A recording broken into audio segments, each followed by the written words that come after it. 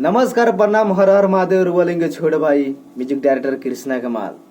आई आज बड़ी खुशी के बात बा कि हमारे studio Radha digital recording studio Samohta Chowk जेमे कि एगो सॉन्ग रिकॉर्डिंग भइल बहुत अच्छा लागल सुन के।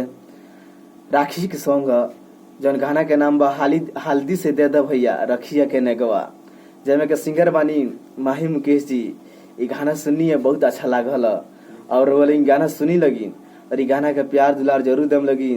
और ये गाना शाम के 6 बजे चढ़े वाला बा दीवाना म्यूजिक हिट पर, और दीवाना म्यूजिक हिट पर जाई और ये गाना का सुने में लगी और कमेंट में जरूर दम लगी।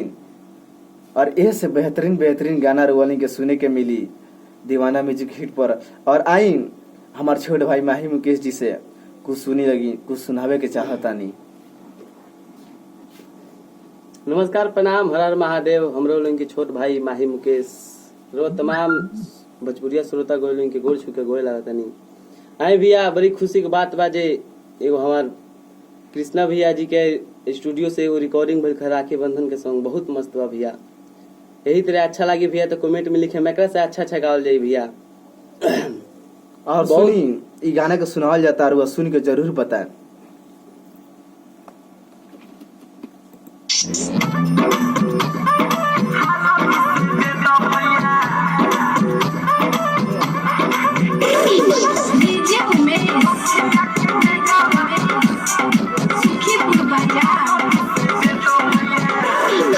फूल पत्ती रखल हम थाली में सजा के मुंह मीठा कर भैया लड्डू पे रखा के।